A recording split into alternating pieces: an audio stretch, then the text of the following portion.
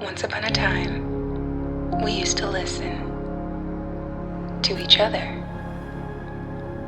Our pain, our joy, our fears, our hopes, and most importantly, our dreams. But somewhere along the way, we got lost and we forgot how to listen. But don't you worry. These stories will have an impact that will help guide you back. Because this is the Rayless Reverie.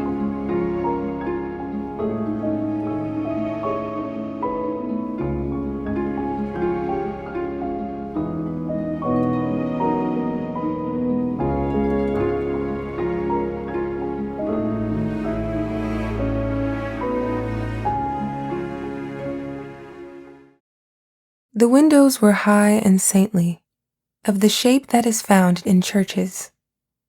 From time to time, a policeman at the door spoke sharply to some incoming person. "Take your hat off." He displayed in his voice the horror of a priest when the sanctity of a chapel is defied or forgotten.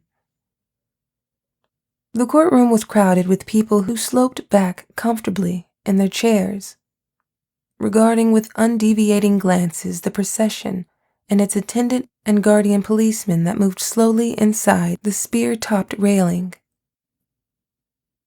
All persons connected with the case went close to the magistrate's desk before a word was spoken in the matter, and then their voices were toned to the ordinary talking strength. The crowd in the courtroom could not hear a sentence. They could merely see shifting figures, men that gestured quietly, women that sometimes raised an eager, eloquent arm. They could not always see the judge, although they were able to estimate his location by the tall stands surmounted by white globes that were at either hand of him.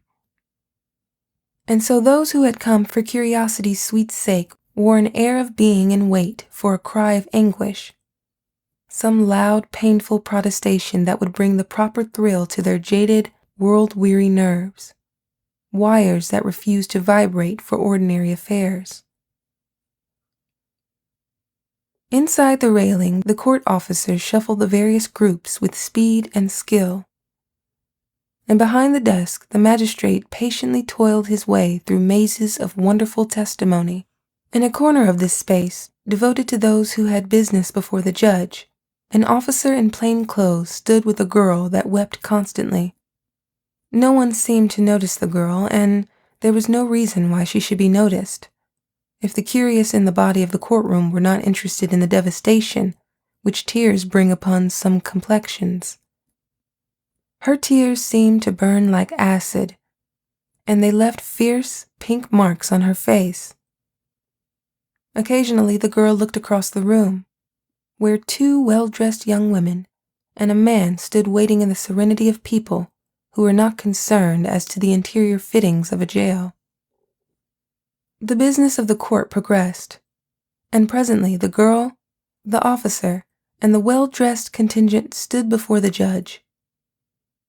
Thereupon, two lawyers engaged in some preliminary firewheels, which were endured generally in silence. The girl, it appeared, was accused of stealing $50 worth of silk clothing from the room of one of the well-dressed women. She had been a servant in the house. In a clear way, and with none of the ferocity that an accuser often exhibits in a police court, calmly and moderately the two young women gave their testimony. Behind them stood their escort, always mute. His part, evidently, was to furnish the dignity, and he furnished it heavily, almost massively. When they finished, the girl told her part. She had full lips that had turned quite white. The lawyer for the others asked some questions, which he did, be it said, in passing, with the air of a man throwing flower pots at a stone house. It was a short case and soon finished. At the end of it, the judge said, considering the evidence, he would have to commit the girl for trial. Instantly, the quick-eyed court officer began to clear the way for the next case. The well-dressed women and their escort turned one way, and the girl turned another, toward a door with an austere arch leaning into a stone-paved passage. Then it was that a great cry rang through the courtroom, the cry of this girl who believed she was lost. The loungers, many of them, underwent a spasmodic movement, as if they had been knifed. The court officers rallied quickly. The girl fell back opportunely for the arms of one of them, and her wild heels clicked twice on the floor. "I am innocent! Oh, I am innocent!"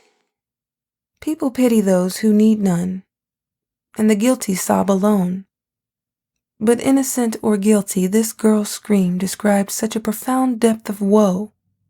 It was so graphic of grief that it slit with a dagger's sweep the curtain of commonplace, and disclosed the gloom-shrouded specter that sat in the young girl's heart so plainly, in so universal a tone of the mind, that a man heard expressed some far-off midnight terror of his own thought. The cries died away down the stone passage. A patrolman leaned one arm composedly on the railing, and down below him stood an aged, almost toothless wanderer, tottering and grinning. "Please, Your Honor," said the old man as the time arrived for him to speak, "if y'all let me go, this time I've never been drunk before, sir." A court officer lifted his hand to hide a smile.